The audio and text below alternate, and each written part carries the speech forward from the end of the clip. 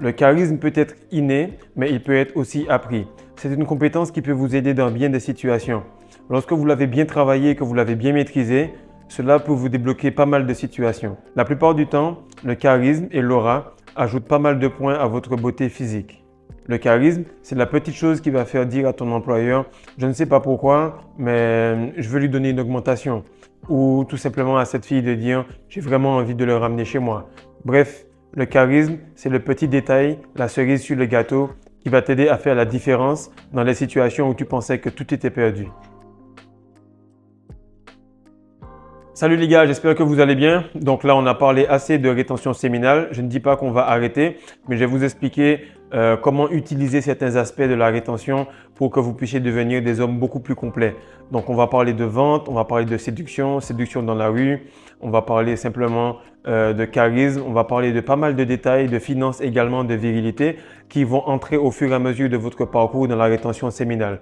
Donc aujourd'hui, je vais vous expliquer 6 points que j'ai utilisés pas mal de fois pour bâtir des équipes de vente énormes, pour draguer des filles ou tout simplement intégrer des équipes de sport qui étaient déjà bien ficelées. Le charisme, en fait, c'est ta carte de visite. Et si ta carte de visite est belle, alors tu auras la chance de faire une erreur ou deux. Mais si ta carte de visite paraît déjà pourrie, tu n'auras pas le droit à l'erreur et les gens vont te traiter très durement.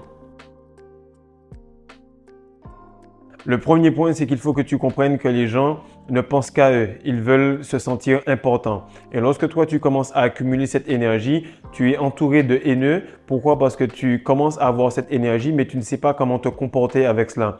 Lorsque tu commences à accumuler de l'énergie, chacun veut avoir un peu de cette énergie. Chacun veut sentir qu'il est important par rapport à toi. Chacun veut se jauger par rapport à toi. Donc, si tu ne fais pas les gens se sentir importants, ils vont toi te faire sentir inutile. La première chose qu'il y a, c'est qu'il faut que tu apprennes à regarder les gens correctement. Qu'est-ce qui arrive, c'est que lorsque j'étais avec un collègue et qu'on était en train de bâtir la relation, c'est-à-dire faire en sorte de bâtir un lien avec le client, qu'est-ce que je faisais? C'est que pendant que le client parlait, je le regardais dans les yeux et je me posais cette question à moi-même. Je me disais, quelle est la couleur de ses yeux? Donc le fait d'avoir cette question-là, ton regard devient intéressé et du coup, il devient intéressant. Avec les filles, ça marche à tous les coups. Elle te raconte sa journée, tu n'as totalement rien à foutre. Bref, tu te débrouilles pour la regarder de manière à ce que ton regard soit intéressé et du coup, ce qu'elle dit devient intéressant. Les gens sont des miroirs. Elle va juste voir que tu as l'air intéressé, elle se trouvera intéressante et automatiquement, si tu as passé 10 minutes à l'écouter, elle va penser que c'est 1 heure. Lorsque tu maintiens le regard avec une personne, le temps lui paraît plus long. Lorsque tu maintiens le regard en ayant ce genre de questions-là dans ta tête, le temps lui paraît parfait et elle pense que le temps se met sur pause. Et c'est très important. Les gens ne se rappellent pas de ce que vous avez dit, ils se rappellent encore moins de ce que vous avez fait pour eux, mais ils se rappellent toujours comment vous les avez fait se sentir. Donc si tu fais quelqu'un se sentir important alors que chez lui à la maison ce n'est pas le cas, automatiquement il va vouloir passer plus de temps avec toi. Si ton patron il vient avec toi, il sent que tu es beaucoup plus cool avec lui que les autres, même si tu as moins de compétences, vu que tu l'as touché dans le chakra du cœur, il va t'accorder cette promotion. Et c'est quelque chose qui est extrêmement important et qui va vous aider à passer quelques échelons. Pourquoi je dis cela? C'est parce que vous avez un blocage énergétique, du coup ça se transforme en un blocage de carrière. Si vous voulez vraiment être à l'aise avec Dieu, soyez en paix avec les autres et faites-les sentir importants. Il y a un peu de Dieu en chacun, donc si vous faites du bien aux autres, automatiquement, Dieu va vous bénir au travers de ces personnes-là. Le deuxième sous-point par rapport à cela, c'est poser des questions pertinentes et sincères. Vous posez des questions aux gens sur des choses que vous ne connaissez pas. Lorsque vous connaissez quelque chose, vous allez avoir envie de lui couper la parole. Mais si je demande à une fille, par exemple, « Wow, tu sais faire du crochet ?» Et j'ai rien à foutre du crochet. Seulement, je trouve ça assez extraordinaire de prendre un fil et de pouvoir en faire des motifs différents pour pouvoir faire des maillots de bain ou s'habiller, peu importe. Qu'est-ce qui va arriver? C'est que je ne connais rien. Donc, je vais l'écouter correctement. Et au moment où moi, je vais prendre la parole, elle va se dire, vu qu'il a fermé sa bouche lorsque j'ai parlé, automatiquement, moi, je vais faire de même et je vais me taire lorsqu'il va parler. Et beaucoup de vendeurs faisaient cette erreur-là, c'est que lorsqu'ils parlaient avec un client, ils parlaient tellement que le client avait envie de leur couper la parole. Et lorsqu'il présentait le produit, c'était un vacarme complet. Tandis que lorsque tu écoutes la personne correctement, alors que tu as beaucoup d'énergie, tu te dis, waouh, Fredo, il est jusque là. Il m'a écouté, je me suis senti important. Même si j'ai dit des choses qui me paraissaient nulles, automatiquement, lorsque lui il va me parler, je vais l'écouter. Donc, comme je dis, si vous accumulez de l'énergie solaire, si vous êtes le soleil et que vous écoutez les étoiles et la galaxie autour de vous, ils vont prendre le temps de vous écouter. Mais tout part de vous parce que c'est vous qui avez le plus d'énergie, c'est vous qui êtes le leader, c'est vous qui mettez le standard par rapport à la relation. Le troisième point, c'est qu'il ne faut pas écouter pour écouter. Il faut écouter et retenir. C'est-à-dire que si quelqu'un, par exemple, vous a parlé de quelque chose et vous vous rappelez de l'anecdote, ou que vous vous rappelez facilement de son prénom, ou mieux encore, vous lui créez un petit nom, cette personne-là aura le sentiment que vous êtes important pour elle. Pourquoi? Parce que les gens savent qu'elles ne retiennent pas grand-chose et qu'elles n'ont pas un grand focus. Elles oublient tout à cause des emails, à cause des téléphones, etc. Donc, qu'est-ce qui va se passer? C'est que lorsque vous écoutez ces personnes-là attentivement et que vous retenez ces informations-là, eh bien, elles vont vous retenir comme étant quelqu'un qui prend soin des autres. Et vu qu'elles n'ont pas beaucoup de gens qui les écoutent, vu que tout le monde est occupé à sa technologie externe qui est le téléphone, eh bien, elles vont prendre soin de vous mettre dans leur technologie interne. Elles vont prendre soin de vous mettre dans leur cœur. Et si vous êtes dans le cœur d'une dizaine de personnes, automatiquement, vous avez des facilités, des gratuités. Si vous êtes dans le cœur d'une centaine de personnes, automatiquement, vous pouvez commencer à bâtir une certaine communauté. Si vous commencez à être dans le cœur de 2000 personnes, bien, vous commencez à vous bâtir une richesse. C'est très important de comprendre cela comme ça. Maintenant que vous avez accumulé de l'énergie, il faut que vous puissiez comprendre comment vous en servir. Et plus vous avez des fonds, plus vous devez faire attention à comment vous en servir. Donc, point 1, c'est vous débrouiller pour regarder les gens correctement. Point 2, c'est les écouter attentivement et en vous posant la question quelle est la couleur de leurs yeux. Et puis le point 3, c'est vous débrouiller pour que les histoires et les conversations que vous avez eues avec ces personnes-là ne puissent pas partir directement, entrer par ici et sortir par là. Il faut que vous vous rappeliez de cela, au moins leur donner un petit nom ou quelque chose pour la prochaine fois. Ils se disent voilà, le gars il m'écoute et en plus il se rappelle de ce que j'ai dit.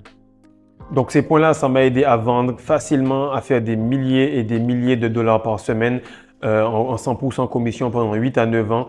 Pourquoi? Parce que si quelqu'un se sent important, alors il va faire tout ce que tu veux. C'est ce que vous faites à chaque fois. Elle a cassé avec son ex, tu l'écoutes, tu l'écoutes, tu l'écoutes, elle pose sa tête ici, elle te dit « Oh, lui, il m'a jamais écouté de cette manière » et puis après, bang, bang, bang, 10 minutes plus tard, tu remarques que simplement le fait d'avoir fermé ta bouche et d'avoir écouté 2 fois plus t'a permis de tremper le biscuit. Donc, très important les gars, si vous pouvez vous vendre en la fermant, vous allez ouvrir plus de portes qu'en l'ouvrant. Le deuxième point, il est toujours lié à la communication, c'est de prendre une pause avant de parler ou mettre des temps de silence lorsque vous parlez. Lorsque vous voyez par exemple Macron, Barack Obama ou tous les tocards de la politique, ils sont tellement forts, ils savent qu'ils disent de la merde, ils savent que c'est du n'importe quoi, mais ils utilisent des techniques qui font que la connerie qu'ils vont dire quelques secondes après va paraître importante parce qu'ils ont eu un silence. Donc là, qu'est-ce qui va se passer?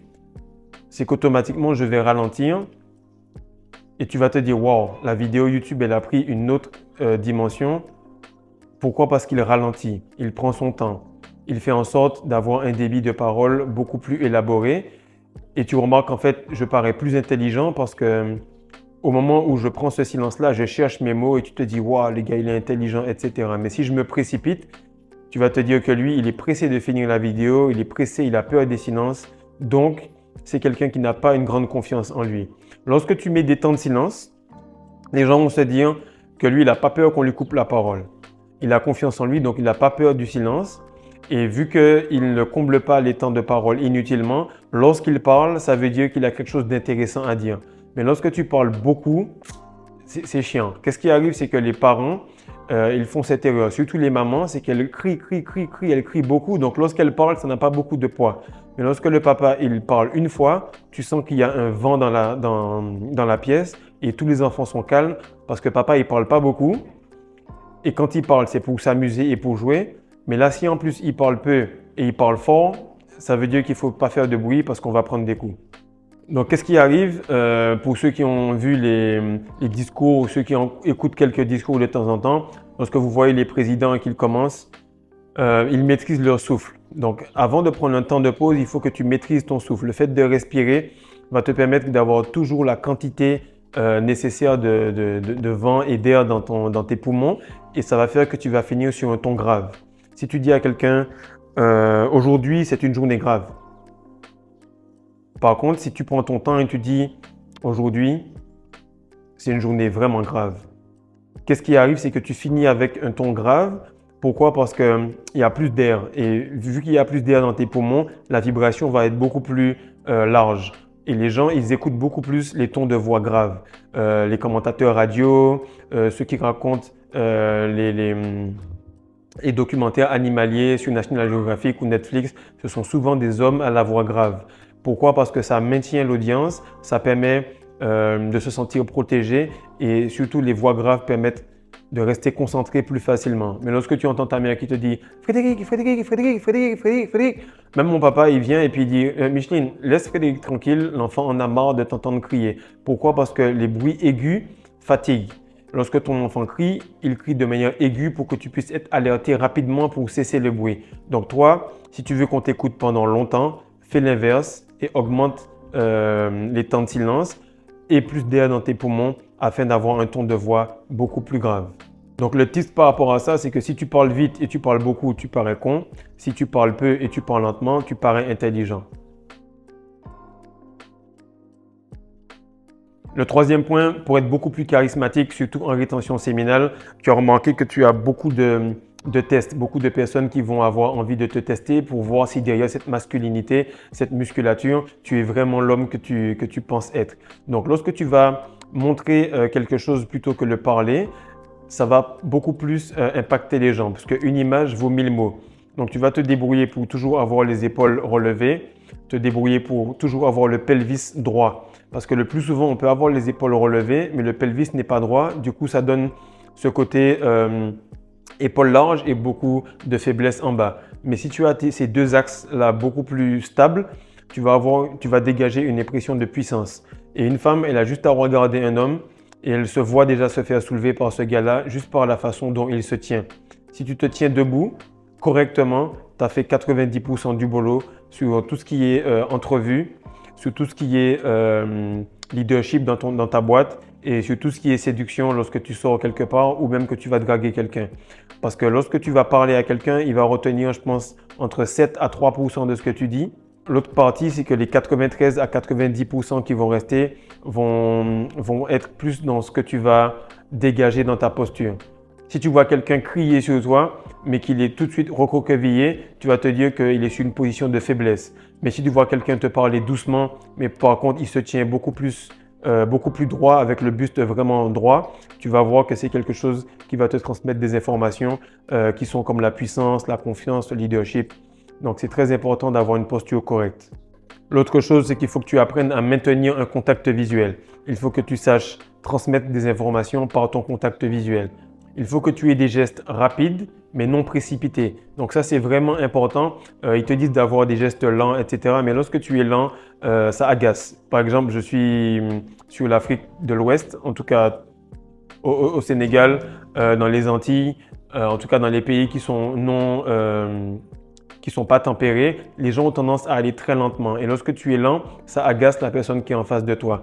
Il faut plutôt être pressé, mais pas précipité. C'est-à-dire que tu fais les choses rapidement, tu les fais logiquement, tu les fais sans être maladroit, mais tu ne les fais pas parce que tu es brusqué par quelque chose ou par quelqu'un. Sinon, ça va dénoter que tu es quelqu'un qui stresse et qui n'arrive pas à gérer la pression. Donc, quelque chose que je pourrais vous dire pour les gars qui sont tout le temps avec beaucoup de haine dans leur travail, avec les collègues, etc. Ça s'appelle le smile, enthousiasme, eye contact. C'est le C-factor. Donc, si je viens aujourd'hui, je dis « Bonjour monsieur, vous allez bien ?» Ça va être difficile de lui vendre. Pourquoi? Parce que je n'ai eu aucun sourire, je n'ai pas eu de contact visuel et l'enthousiasme n'y était pas. Si tu rajoutes un seul des trois, tu vas paraître un peu fou. Donc maintenant, qu'est-ce qu'on va faire? C'est que tu vas ajouter les trois en même temps. Bonjour monsieur, ça va? Passez une bonne journée. Ok, mon nom c'est Frédéric. On va passer rapidement 2 minutes. Je vais vous expliquer un petit peu comment vous allez baisser votre facture et augmenter votre qualité de service. On peut entrer 2 minutes. Qu'est-ce qui arrive? C'est que le gars, il a eu beaucoup d'informations. J'ai donné mon nom. J'avais l'envie de parler. J'avais l'enthousiasme. Du coup, il va me laisser du temps et il va se dire que je suis quelqu'un de haute valeur.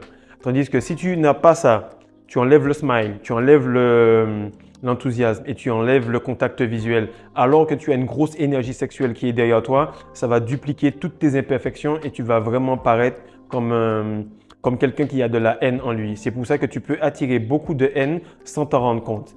En rétention séminale, tu n'as pas besoin d'être tout le temps énervé parce que réellement, tu as de l'énergie. Tu n'as pas besoin de fake le fait d'être masculin parce que tu es masculin pour de vrai. Alors, le quatrième point, c'est d'utiliser beaucoup d'humour. Alors, pour ceux qui ne me connaissent pas, dans la vie de tous les jours, je fais des blagues toute la journée, je suis un vrai gamin. Et qu'est-ce qui arrive, c'est que lorsque vous utilisez de l'humour, pour moi en tout cas, c'est la plus grande forme d'intelligence. Pourquoi? Parce qu'on est capable de rire de situations qu'on a nous-mêmes créées ou des situations qui n'auraient pas pu être rigolotes normalement. Donc, vous pouvez blaguer sur certains sujets, ça va automatiquement briser les barrières, ça va faire circuler l'énergie à l'intérieur des gens, ça va vous faire avoir une camaraderie très rapide. Donc, vous brisez la glace, c'est une petite blague, un petit compliment, quelque chose qui va permettre d'avoir une camaraderie. Et vu que vous l'avez fait au début, alors ça va vous donner une meilleure première impression. Donc l'humour en fait, c'est pas spécialement les blagues que tu fais, c'est juste montrer aux gens que waouh, aujourd'hui c'est une belle journée et toi et moi mon ami, on est vivant et j'espère que tu te rends compte qu'on est vivant et si tu te rends pas compte, moi je vais te faire remarquer qu'on est vivant. Et lorsque j'arrive à l'entraînement, je vais toujours saluer chaque gars avec un nom, je vais le taper, je vais le taquiner, même lorsqu'on va jouer, on va prendre un coup, je vais lui taper sur les fesses, je lui dis mais non t'inquiète bro, ça va aller et puis ça fait que la personne, elle ne peut pas rester dans sa vibration basse. Tu l'amènes avec toi. Tu l'invites à devenir elle aussi plus joyeuse et tu lui fais sentir que toi, tu es content d'avoir le cœur léger. Et le quatrième point, c'est d'être positif. Okay? Plus tu vas aller dans les sphères élevées de la société, plus il y aura d'argent, moins les gens parlent de leurs problèmes. On a tous des problèmes et j'en ai rien à foutre des tiens et tu n'en as rien à foutre des miens. Donc, lorsque tu arrives pour voir quelqu'un qui a 10 000 € par mois, ça va très très bien. Si tu vas voir quelqu'un qui a 100 000 € par mois, il va te dire « Oh, la vie est belle, tout va bien ». Maintenant, si c'est des niveaux beaucoup plus élevés, là, il n'y a même plus de « ça va bien » ou « ça va mal ». Ça va logiquement bien et les challenges, on sait qu'on va les régler. Pourquoi? Parce qu'on a déjà compris le cycle de la vie. Donc, il faut que tu sois très positif. Il faut que la positivité fasse partie inhérente de toi. Tu ne dois pas me dire « Ok, aujourd'hui, je me sens bien parce que j'ai eu, je sais pas moi, 15 jours ou bien 10 mois de rétention et puis aujourd'hui, ça ne va pas parce que j'ai relapsé. » Tu dois faire en sorte que ta routine, c'est d'être positif. Et lorsque tu seras positif par rapport aux choses qui t'arrivent, eh bien, l'univers verra que dans tous les cas, tu as de la gratitude et il va t'envoyer beaucoup plus. C'est pour ça qu'on ne prête qu'aux riches parce que les riches comprennent que les problèmes font partie du processus de progression. Les pauvres pensent que les problèmes font partie de la malédiction.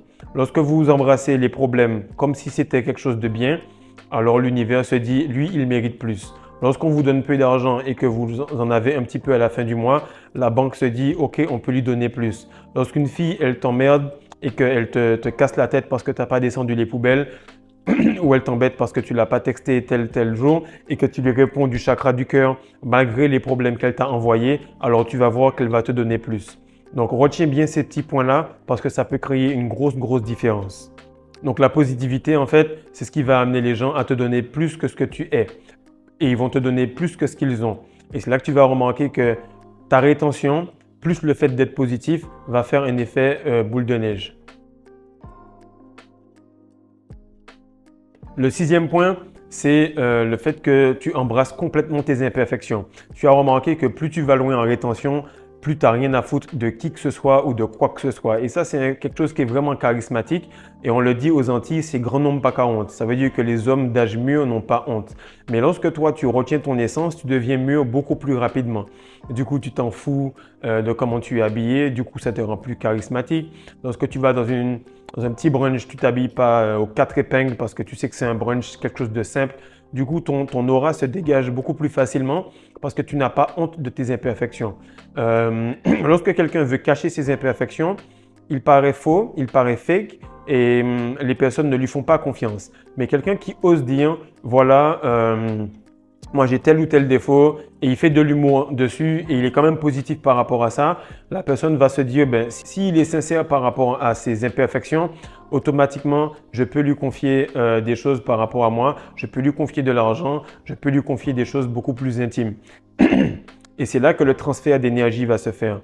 Donc, le charisme, en fait, va te permettre d'avoir beaucoup plus une porte d'entrée sur les personnes. Pourquoi? Parce que tu n'as pas eu peur de dire, voilà, je suis positif, mais voilà, la vie est difficile, j'ai des hauts et j'ai des bas. mais j'ai pas peur de l'affirmer. Je sais qu'aujourd'hui, je suis pas à mon maximum, mais je m'en fous, ça fait partie de la vie, je reste quand même positif, etc. Et tu vas remarquer que lorsque tu écoutes les gens au moment où eux, ils vont se dire que voilà, j'ai des imperfections, je peux le raconter à Fredo, eh bien, ils vont se dire voilà, j'ai trouvé la personne qu'il me faut, trouvé la personne de confiance, alors je vais lui donner le travail qu'il mérite, je vais lui donner l'augmentation qu'il mérite, je vais lui donner le cookie qu'il mérite. Et c'est là que beaucoup de personnes qui ont peut-être moins de compétences ou moins de beauté physique, mais plus de charisme, plus d'aura et plus d'écoute, vont passer là où d'autres n'ont pas pu aller. Donc mon ami, on va commencer à parler beaucoup plus de choses poussées par rapport à la masculinité. La rétention, c'est un outil, mais si tu n'arrives pas à t'en servir, tu peux te blesser avec ce propre outil. Donc partage, like et abonne-toi et surtout dis-moi comment se passe ta rétention et si ton charisme te permet d'avoir beaucoup plus d'entrevues, d'attention et si les personnes commencent à se confier à toi sans raison. Peace.